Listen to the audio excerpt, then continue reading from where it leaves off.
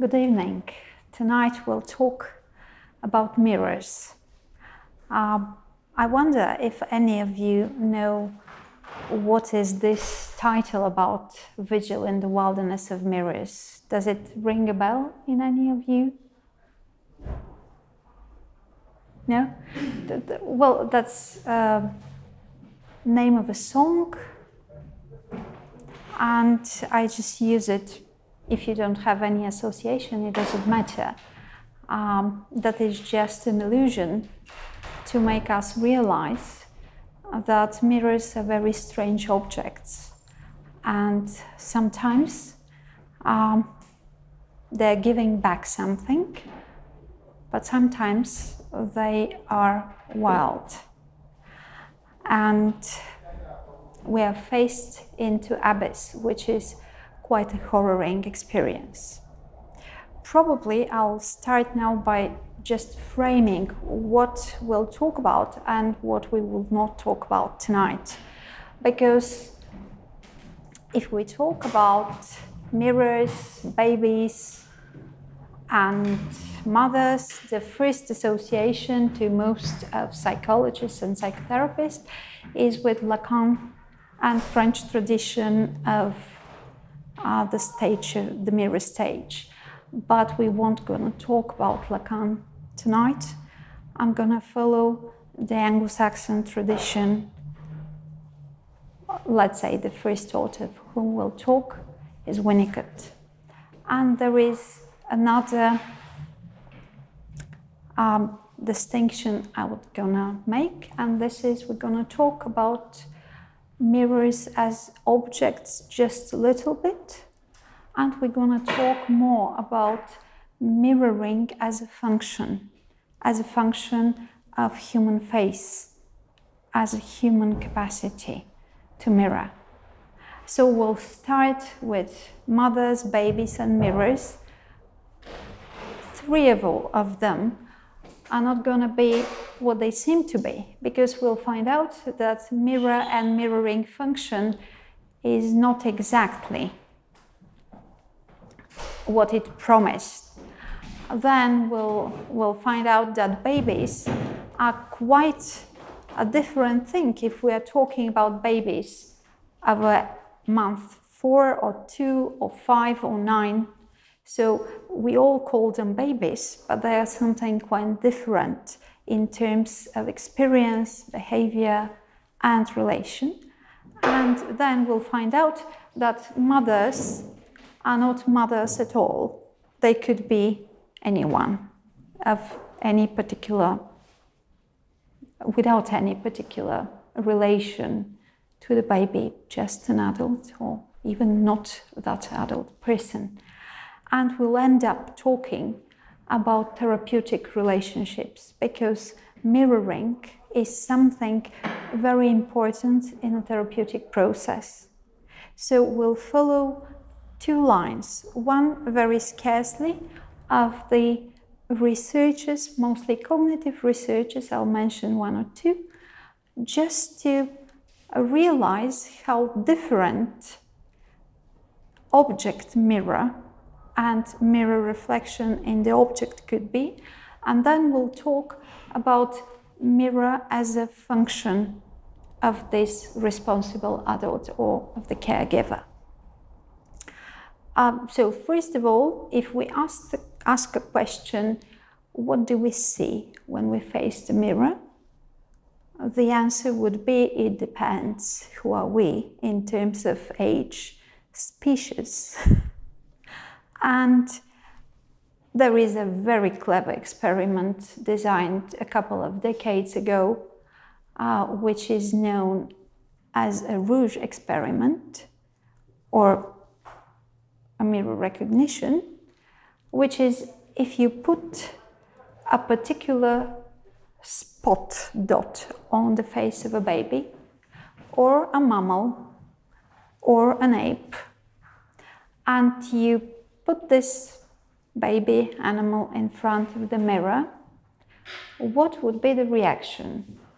And then, following the reaction, experimenters judge about the ability of the human being or of the mammal to recognize his or her or its reflection in the mirror. Have you ever heard of this experiment?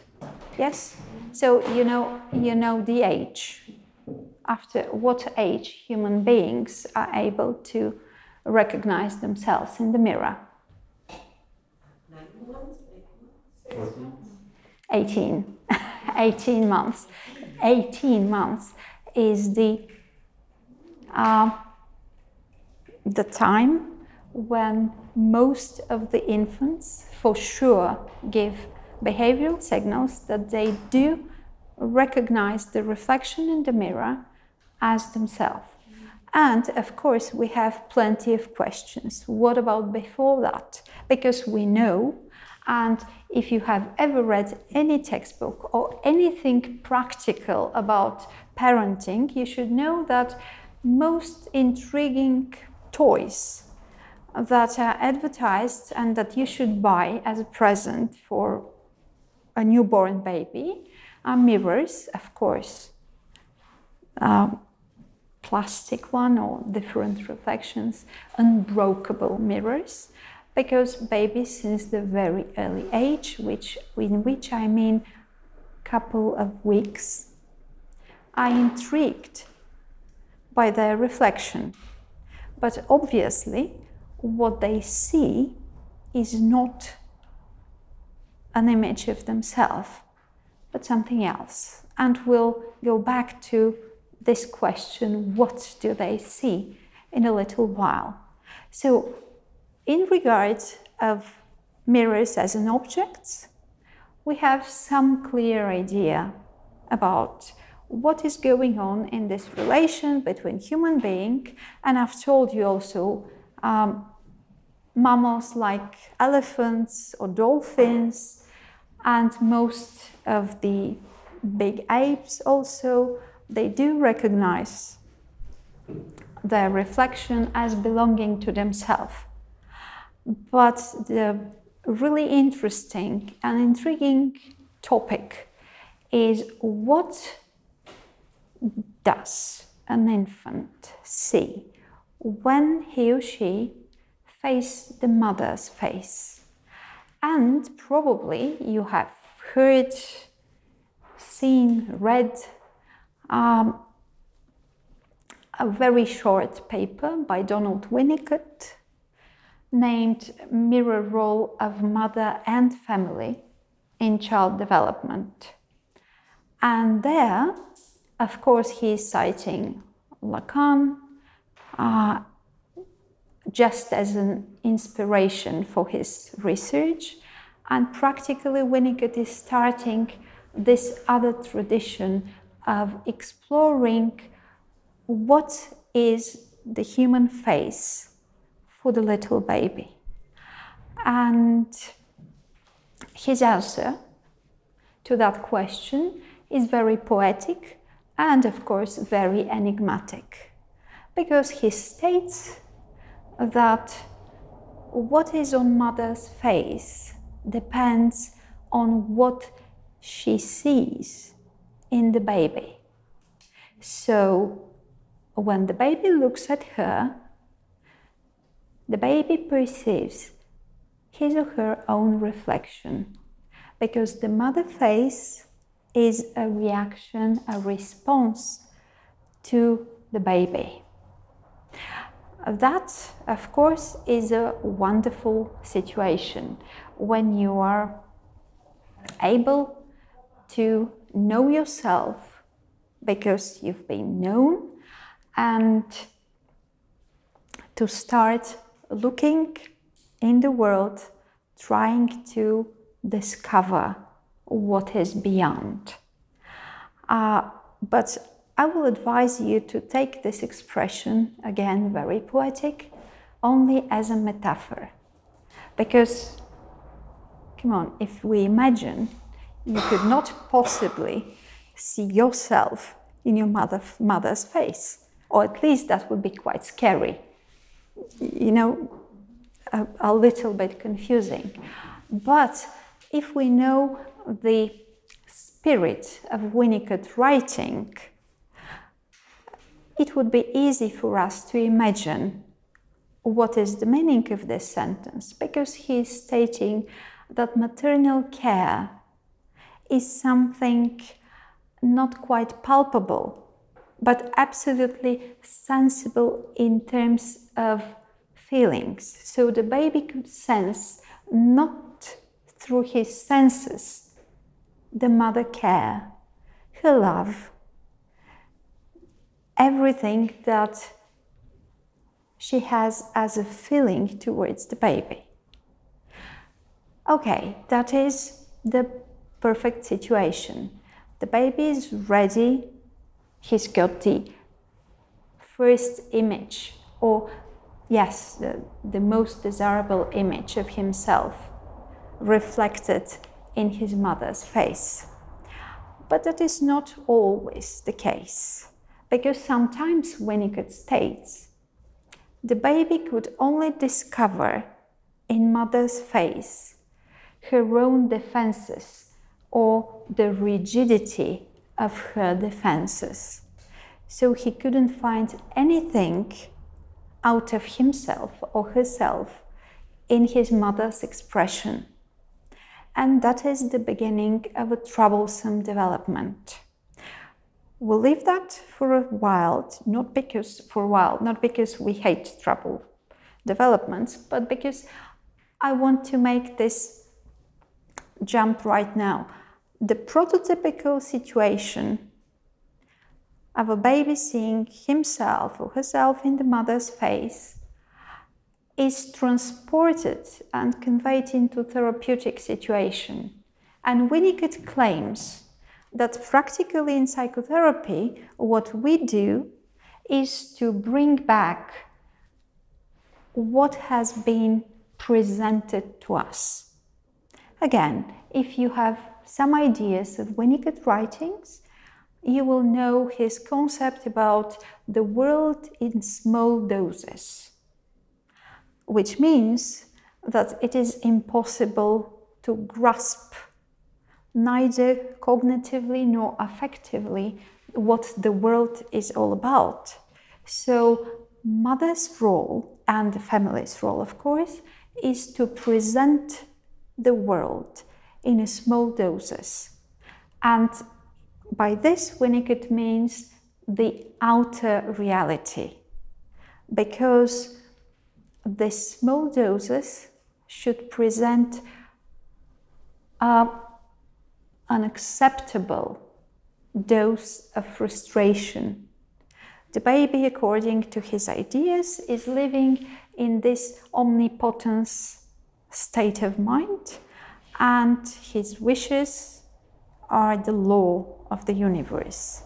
And if there should be something like inner reality and outer reality, that can't be an act happening in one moment. So this is the mother's role again, to present the world in small doses. And we came to this by discussing what is the role of the therapist. The same, to present, but to present what the patient brought to him and which turned out to be insufferable. That might remind you of another English concept, very difficult to grasp, that beyond idea of containing. Do you know? Yeah. So the therapy and this therapeutic exchange is bringing back the way mother brings back the reflection of the child by her face. And again, please take all that as a metaphor. That is symbolic expression. We will follow the track of therapeutic practices and of infant research, and we will find out that it is quite dangerous if we take it literally, this bringing back. Okay, and back to what is going on if what child see in mother's face is only a rigid defense, or this is wilderness of mirror of the mother. That, according to Winnicott, ruins the capacity, the creative capacity. It's acting almost like a black hole, swallowing every impulse of creativity and spontaneity, and then the child could not develop curiosity to approach the world, which is a dangerous situation, of course. And in that very moment, Winnicott makes this very important, in my opinion, distinction, which is to look at and to look into. So if the mother's not reflecting the baby's face, the baby starts to look at the things, to look at the world, which resembles of this sliding on the surface, not going deeper, not asking for the meaning, not asking for the hidden beneath. And we all know that this is quite a huge compromising with the psychic development. Because if you only perceive the physical aspects of social environment, that practically is a very low level of psychic functioning. So this is to look at, and the other opposite is to look into. So trying to find out what is into the mother's mind, would say people after Winnicott. Because what is really interesting is whether the mother is capable of keeping the baby in her mind. But that is the question of some other theories, and we'll go to that in a couple of minutes. Just one more line about Winnicott and his idea about mirroring role of the mother. We are talking about the mother, but I presume you know this is the figure who is taking care of the baby. It could be the father, it could be anyone from the family. Winnicott is particular in his writing, leaving this mother, whereas other authors tend to be correct, super correct, stating the caregiver or the mother figure or whatever. That's why I'm citing and telling mother, mother, mother. Okay, there is this very enigmatic sentence around the end of his paper of mirroring role of the mother, stating that if a teenager or an adolescent boy or girl is searching to fall in love with the beauty, that is a signal about his or her concern and doubt that his mother or her mother has stopped loving him or her and stopped taking care of her. Yes, it's a very, very enigmatic sentence. So if you are trying to fall in love with the beauty, what could be the opposite? Not trying, but falling in love with a person and then discovering him or her being beautiful. So if you're in a search of beauty, that means that you have not been recognized in your beauty by your mother. That is the Winnicott idea. And yes? So it's trying to fall in love with beauty versus falling in love with a person. Exactly. And I believe it would be very clear if we just take one of the most famous pictures, myths of the mirror reflection. That is Narcissus, and imagining, among many others, the Caravaggio picture. Caravaggio picture, a beautiful young man in a white shirt, kneeling or leaning and facing his reflection in the water. So if we keep that picture in our mind, we will then understand better the Winnicott notion that if you are falling in love with the beauty, not with a person, there is a very serious doubt in yourself about the fact that you have been loved, appreciated, recognized, or reflected with love and care in your mother's face.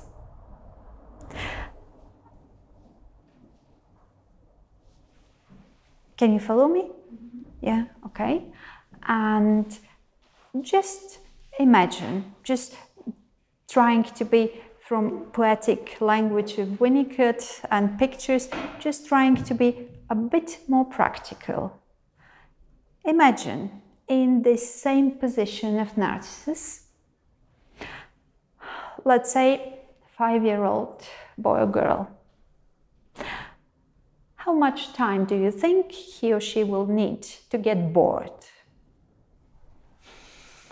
staring at the water? A couple of seconds.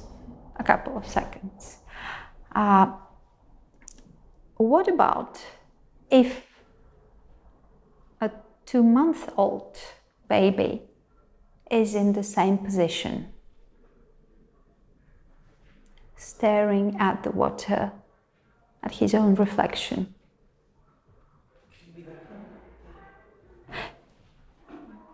It can be, but usually babies at that age get tired.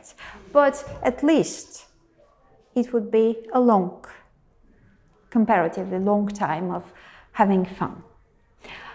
What is the critical age when there is no more fun in staring at your own reflection? Experiment? Yeah, it is, but the critical in terms of the freeze time when You recognize the reflection as yours?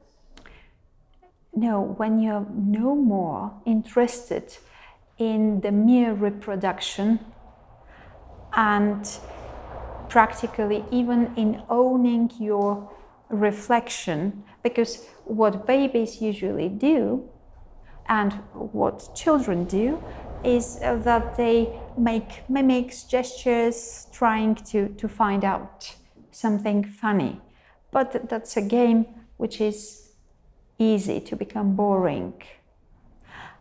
What is interesting is that at the age of 3 months, the baby would prefer someone to give him back a reflection similar to his own, but slightly different, than to stare at his own reflections, doing all these mimics and gestures and all that stuff. So 3 months is a very early age when there is this distinct preference towards correspondence, but with a slight difference. And now we are going to the next step, which is why the baby would prefer to see something different or something, I don't know, something which is not himself. not exactly himself. There are, of course, many answers to that question, but one of the researchers stating a very questionable hypothesis that from the very beginning, human beings have this capacity to recognize what he calls correspondence, which means that they could map their own reactions, movements, actions into another dimension. This fact is known as a cross-modal mapping. I'll slow down, I'll explain that because that is really amazing. I'm talking about Meltzow. With many other colleagues since late 70s, he's extensively researching and publishing on something called imitation. Because if we have learned our lesson in developmental psychology at the university, we should know that imitation is capacity that is coming quite late in child development. But by quite late, I mean 9 months and after. Something called deferred imitation by Jean Piaget.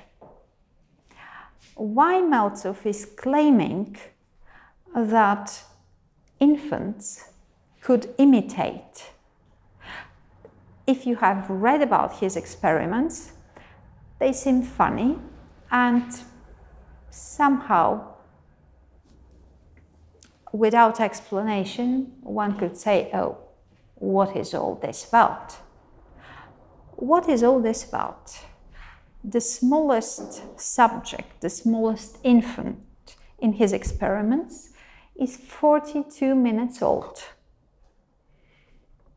Okay, the 42 minutes old baby could imitate facial gesture by a known model. Can you imagine, for 42 minutes old, everyone is unknown, practical. Yes. I have a question. You say you was describing the symbiotic, and then how it starts to imitate it. So my question is, in the symbiotic state, is the baby is not self-conscious. So what the babies do, is it an unconscious impulse which comes from the nerve system, and when the nerves goes together, the imitation part of the point is starting to be a self, or I don't know, something like this, which start conscious to do something, but before the baby is not conscious to do. So is this maybe true or not true? Okay. If I got your question right, I will give you the answer now. I believe you're asking about this thing called mirror neuron system in human brain. Again, it is discovered in apes. What is this mirror neuron system in human brain? Rizzolatti and Gallese stated that this is the proof of the linkage between actions and perceptions, because the situation looks like this. Probably I'll tell you the experiment because it is really very funny experiment. In a hot summer day like today, like this hot autumn day, in Italy, it could be very hot. one of the experimenters in a lab took a cone of ice cream and started licking the ice. And what he noticed that in the mirror, not in the mirror, but in the computer imaging of the monkey's brain, there is activation not only in the field of perception, but also in the field of motor action. So the monkey was not doing the same and licking the ice cream, but there was certain activation in the motor neurons too. So this is one possible explanation. And this possible explanation is if our nervous system is a kind of pre-wired in a way that what we perceive immediately activates our motor or our action patterns, there is a strong link between perception of what we see and the action, which we used to call imitation. But this mirror neuron system, which was the big bang in science maybe 15 years ago, turned out to be a very problematic explanation. Yes, there is such a thing as mirror neuron circuits. Yes, there are many exciting things about mirror neuron system in human beings. For example, if you look at someone who is close to you and witness his or her suffering, your motor neuron systems will fire more than if you witness the same condition to a complete stranger.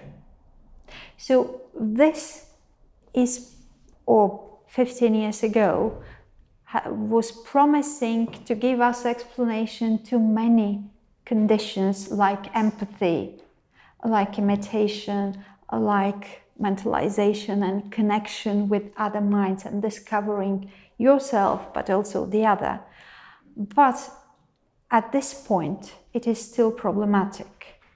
Yes, Meltov imitation procedures and theory is in accord with this mirror neuron system. He only claims that there is an inborn capacity of the infant to recode one perceptual modality into proper receptual one. That means I see something or I hear something, an auditory pattern, and then I could perform this pattern with my body movements. And what he claims is that it is not automatic. It is not depending on this mirror neuron system, because during his experiment with 42-minute-old baby, this baby was producing the imitation 2.5 minutes later, and the imitation was not accurate since the very beginning. So it gave the idea that this is a goal-directed action. So if it was mirror neuron firing, what you see is what you do, that should be at the very same moment, that should be in a perfect condition. You do the very same thing. Whereas in his experiment, for the 42-minute-old baby, 2.5 minutes is an extremely long period of time. But still, the baby is imitating what he sees. What is all about this imitation? What is all about this mirror neuron system? The main claim of Meltov is that there is this pre-wired ability of the children, of human infants, to recognize the other like me. You could see this theory is called like me theory. So I recognize my actions or my reactions or my gestures in you because you are like me. And I could make this correspondence between my feeling state and your agitation or your expression, and vice versa. Didn't Winnicott also say that there was no such thing as a baby?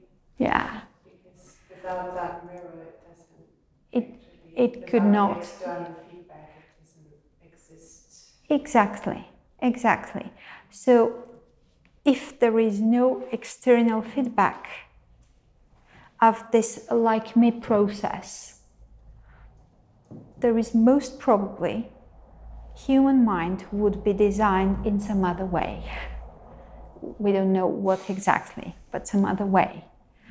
This like me and this there is no such thing like a baby goes into further development exactly in that direction, asking what and how a baby constructs the idea of I am and you are, or how is it possible to get the notion of the self and the other.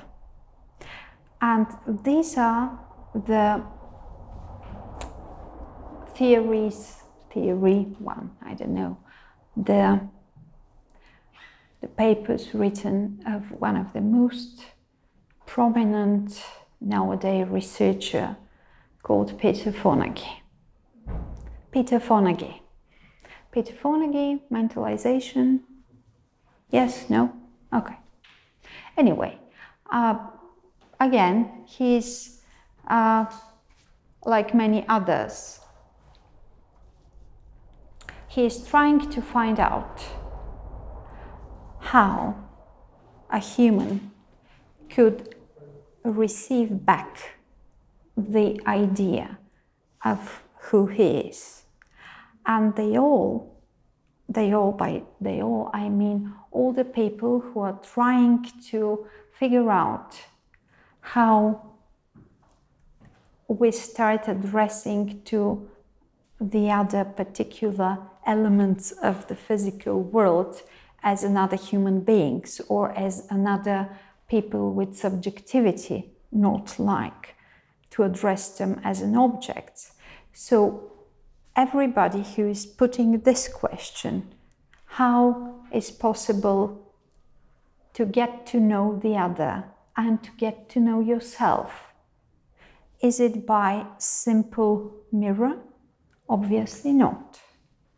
But the Fonagy and his colleagues are claiming that there is this process of social biofeedback,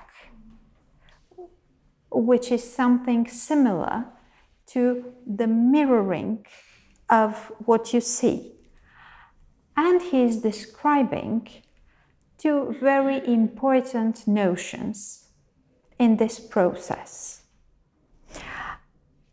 Imagine again a very small baby, 2 months old, facing a caregiver.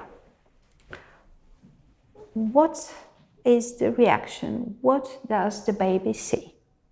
The baby sees the face. We know we are a kind of pre-programmed. We have preferences to look at faces. So the baby is not looking at any other part, even if he or she's got the chance to look at any other part. Human faces are extremely preferred to any other stimuli. And the older the baby is, the more particular and capricious he or she gets. So first babies are happy when they got just the smiley. But then they need a face to be more realistic, then to be animated, then to be a living person facing them. So that's the progression. Okay, again to our question. What do we see? Not we, but the babies, 2-month-old babies, when they face a mother. Fonagy claims that if the baby has to develop the sense of self, he has to be able to discover his place in his mother's mind. So to discover yourself in the mind of somebody else, and to discover that you have certain influence, I will call it like this.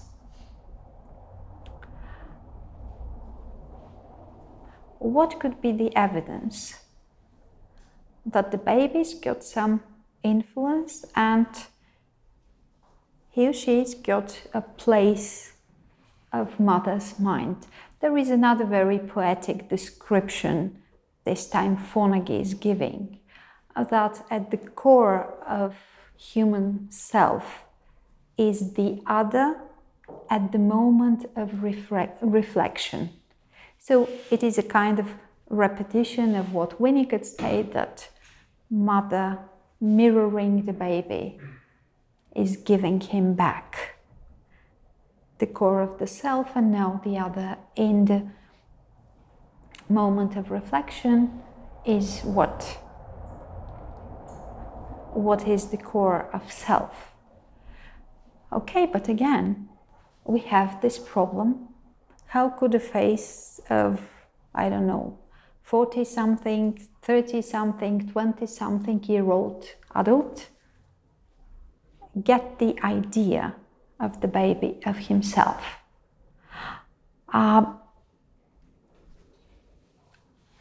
Again, if the baby gets the notion that he or she is influencing the other's face, it is more probable that his influence, what is sometimes called the sense of agency or the contingency, I'll tell you more about this in a second, but if someone knows that he or she's got the influence on another human being, he or she would be more attentive into what the other is giving back.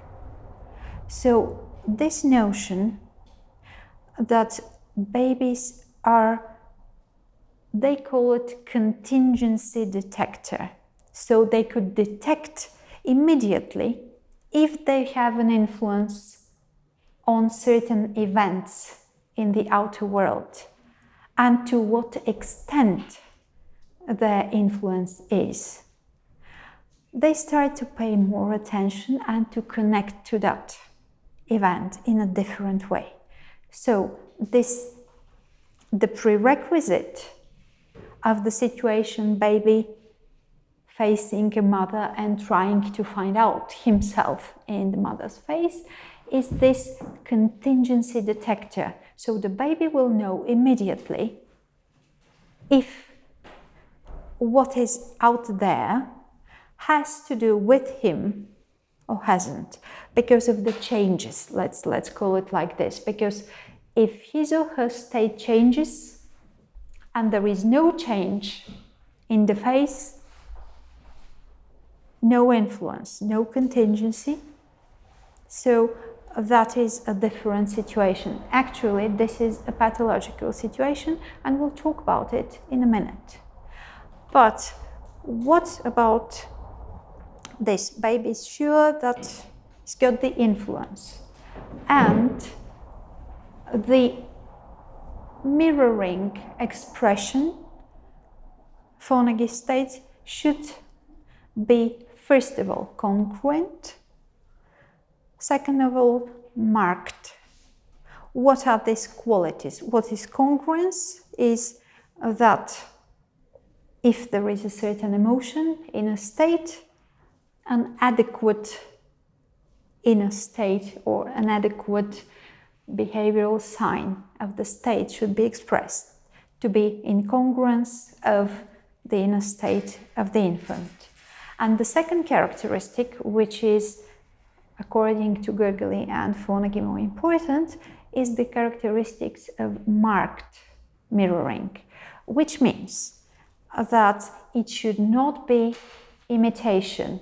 It should not be a clear copy of the infant state. It should be slightly different, giving the signal, it belongs to you.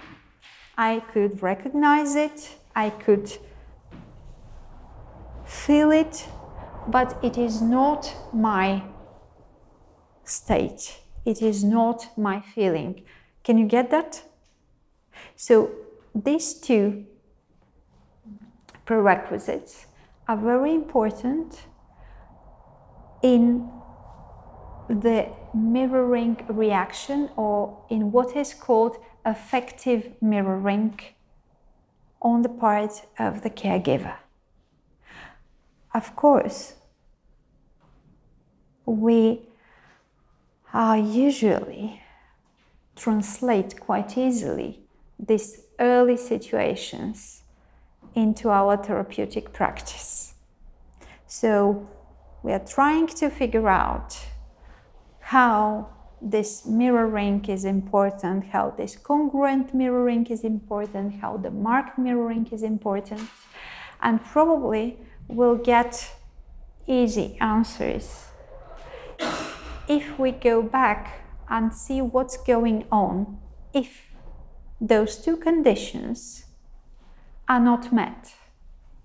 What if the mirroring reaction is incongruent? Then, according to the longitudinal studies, what is happening to the baby is that this baby and then this person is developing a huge discrepancy between his inner feeling states, his inner reality, and what happens to be his, we could call it false self following Winnicott, we could call it alien self, sticking to Fonagy's alien self. So if you face somebody with a distress and he's bringing you back a happy, exaggerated emotion, then you could not receive the name, the proper label of your inner state, a proper representation, they call it, because that is how, according to this theory, a representation of feeling states begin. So you have something which you don't know what is it, and you bring it to a very important other, and this other is bringing this back to you in an incongruent way. Then you have the wrong label of what you feel. And this is the consequences. Usually they link these consequences to the narcissistic structure of later personality. Incongruent mirroring, they call it. Another difficulty, what if the mirroring is congruent but unmarked? Marked mirroring was the idea that I get your feeling, I bring it back to you, but it is not me who is distressed or disturbed, it is you. I'm just showing you that I know what is it? And this is... So then was this kind of like a sense of omnipotence in the child of my emotions connection? Exactly. Exactly. Could destroy or is contagious. Yeah. And it is the principle of the world. So, do you recognize this? I could control myself only through controlling you, or this sense of omnipotence control. This is more into pathology of borderline personality disorder. So if a child receives unmarked mirroring, then it is this idea of his omnipotence not being stopped, not being put into some more realistic frame. And of course, a very difficult regulation then comes into the stage, because according to this theory, there are two important things about this affected mirroring. And one is a kind of recognition. So that is how yourself is recognized as yourself, as something emerging, as something unique. And then you have the basis of affect regulation. So one thing achieved through this mirroring, special mirroring, contingent and marked mirroring, is that the baby's got the core of himself or herself. The second thing is that through this process of mirroring, the baby's got the idea that the emotional or inner states could be modulated, could be regulated. So he's got the idea of affect regulation, which is one of the most important topics in human development of all. So the idea of Fonagy is not new in psychology, but he's claiming that through interiorization of mothers or of caring figure regulation of affective mirroring, the child is able to achieve his own, little by little, his own inner regulation status. Is that grasp? Yeah. I ask me every time you say detecting. So I was every time asking myself, detecting to what, or what the child is, let's say,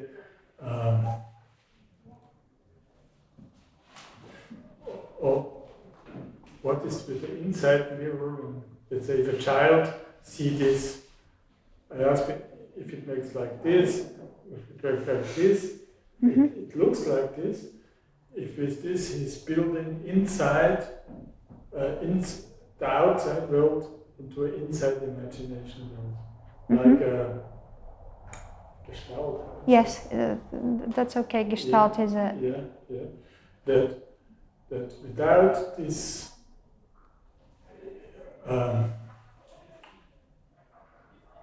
if I mirror you, I see you, or I see or I mirror first my inside, what I lived before, to recognize you. So that is like a projection. Like a double mirroring, which gave and the nerve system 3 times mirroring.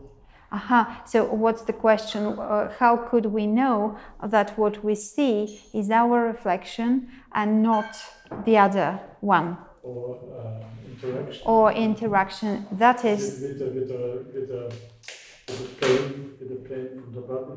With the pain from the body. Or the buildings of the body. Or the buildings of the body. That is a question leading us to the final point. how could we sure? Because in a real life, come on, imagine.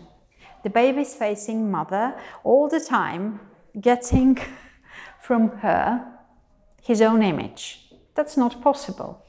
That is not possible.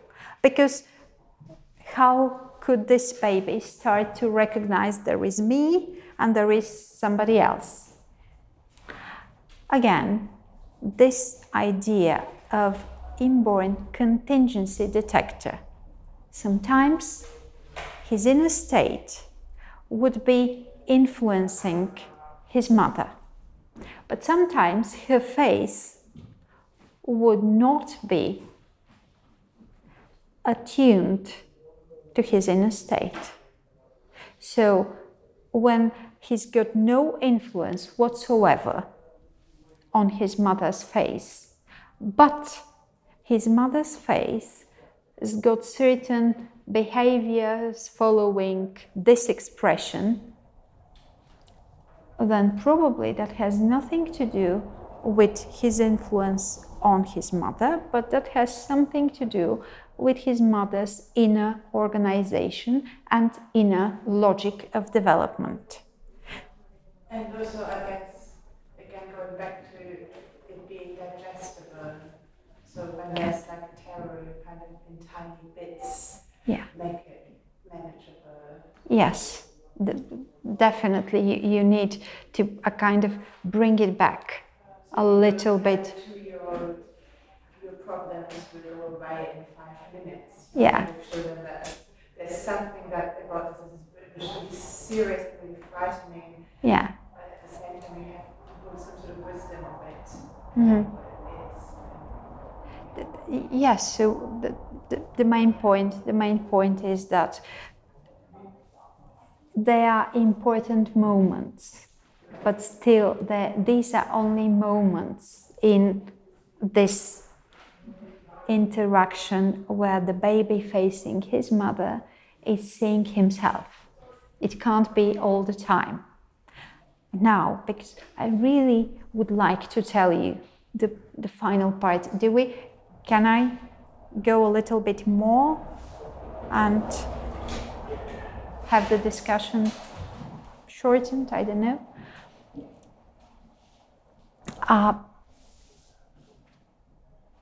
There are periods of time when, well, let me tell you an experiment that will be easier. Have you ever heard of Tronic still face experiment? Okay, imagine a baby, 6-month-old, in a chair, nice, comfortable chair, and a mother. And they are interacting face to face, like most of the filmed situations are filmed. Face to face interaction, baby and mother interacting. And all of a sudden, the mother, according to the preliminary instruction, is making not whatsoever mimic. Just like this. And it is devastating what you observe. And what you observe is that the baby is a kind of curious at first, then annoyed, then very active, screaming, pointing, trying to reach, doing whatever she could imagine. And at the end of it is less than a minute, something like 30 seconds. And at the end, the baby is something like this, completely exhausted and out of the situation. And then the mother is reacting again with a normal gesture, trying to comfort, and saying, I'm back, okay, everything's okay. And the baby gets involved into this contact again. What is the interpretation of this situation according to Tronick? He calls it very symbolically the good, the bad, and the evil. The most important thing is what's the evil in all this situation. Because the good is obviously this interaction, this attunement, this mirroring of excitement. The bad is obviously no reaction at all. What could be the evil? The evil could be if there is no coming back.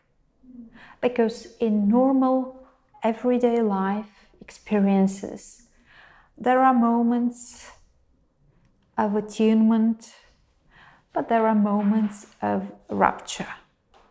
And the most important thing for the development and for therapy is that after these moments of rupture, misattunement, misunderstanding, whatever we call it, there is again a moment of meeting, a moment of repair, they call it. So if there is a moment of rupture, followed by the moment of repair, this whole sequence, I see that you could see me. I see that you could reflect my emotional state. But then all of a sudden you can't. You have something else to do, or you're into your own world, or you're into your own pain. But what's important is that you get back and we are again in contact. So this is a cycle which is very important in development, because that is more realistic, what we call a regulation within the relationship, because we can't expect attuned, affective mirroring all the time. There would be no distinction, no differentiation after all. This still phase experiment and this consequence of actions, attunement or connection, rupture and repair, is only one of the possible patterns. The other possible pattern is face or vocal mirroring. The other possible pattern is a kind of exaggeration or diminishing of what you observe. And my favorite part of all this talk about mirrors is yet to come. There is a wonderful lady called Beatrice Beebe, and somewhere in America, in a huge lab, doing more than 2 decades research. What is all about her research? She's filming interactions. In this filming, she's making analysis, split second, looking at the interaction 24 grades per second, face to face, trying to find out what's going on in this interaction between babies and mothers. And what she finds out is absolutely amazing, because she states that after the first 3-4 months, there is something we could claim inborn, we could call it whatever, but there is a very strong inclination to form an expectation of a certain procedural sequence of actions. And this expectation is completely out of awareness. So I would say that this is not anything new, because Erik Erikson stated that in the first couple of months, the baby gets this sense of trust, which means, well, I know that something good will happen. I feel I'm not okay, but something good will happen and my needs would be met and I could rely on it. So these expectations of certain sequences of actions are formed completely out of awareness. And when these sequences are met, so these expectations are kind of guide the behavior and the interaction. And it is not that the mother is bringing back certain concept or certain representation of the inner state, but it is in this exchange that the baby is getting to know what is going on in our process together.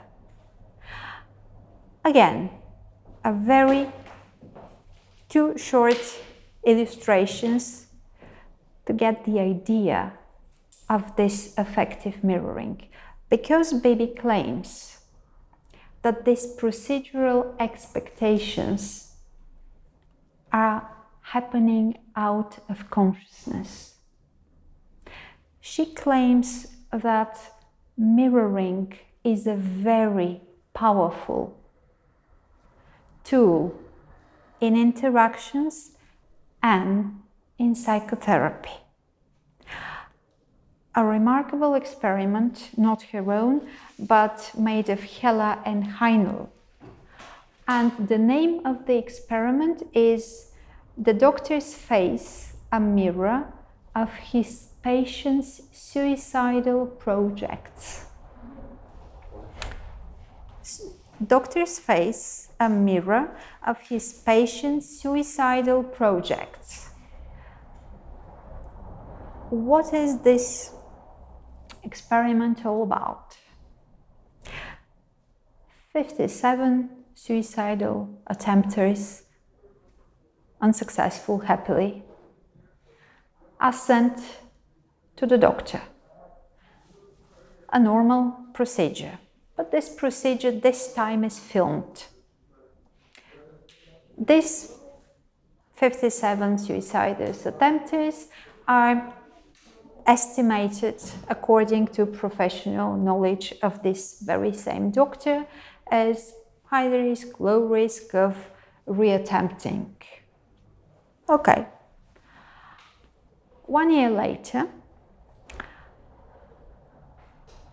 10 of them has made a reattempt, another suicidal attempt. What is interesting? When people follow the filmed conversation, they could recognize that doctor's face is differently reacting in some of the cases, disregarding of his conscious professional opinion of high, moderate or low risk of reattempt. His facial expression in 81% gives the right prognosis of the reattempters. So the doctor's face knows more than the doctor himself, which is scary, but scary for some. This wonderful lady is including this information into the therapy. How? If I ask you, where is the place of a mirror in psychotherapy? When I started my therapeutic career, I don't know, I can't remember how long ago, okay, 15, 20 years ago, I imagined that my best would be if I turn out myself of a flawless mirror. That was my metaphor for my professional position. If I am a mirror without distortions, I would do the things I can do best. I doubt very much this metaphor now. And it is because you're not expected to be a flawless mirror. You're expected to be more than that. Yes, a marked mirror, at least a marked mirror. But disregarding of what you are consciously doing, unconsciously, your face reaction is perceiving or apperceiving certain information from the process of interaction with your patient. So I'm asking again, where is the place of a mirror as a metaphor, as a method, as whatever it is? Where is the place of a mirror in psychotherapeutic office? And would like to think about it, or would like me to tell you? Where should you put the mirror? Oh, actually, for the doctor to see oneself. Exactly. Exactly. But the mirror is this camera. That is the technique Beatrice Bibi is inventing. She's filming. Most of the time, she's filming her face, and they're looking the film with the patient together. There is a marvelous example. I won't retell the example now, but this is the procedure now implied in infant research, in prevention interventions with mother-infant work. It is called Watch, Wait and Wonder. So, and it is applied in different frames, even here in Ulm, and I believe in Berlin they soon start to do it. Just film an interaction between mother and the baby, and then watch it together with the mother, discuss. Because when that kind of discussion happens, it is a random percentage of mothers who claim beforehand, oh yes, I know, I realize what I have done as a reaction to the baby's reaction. Another percentage saying, oh, I have no idea. The other percentage having just slight idea. But still, our faces, because of these procedural expectations that are unconscious, are reacting to what we perceive in the interaction. So it is extremely useful to imply when and if it is for the benefit of the intervention of this method of working. So I'll stop here, and thank you for your patience and for letting me have all this time for talking.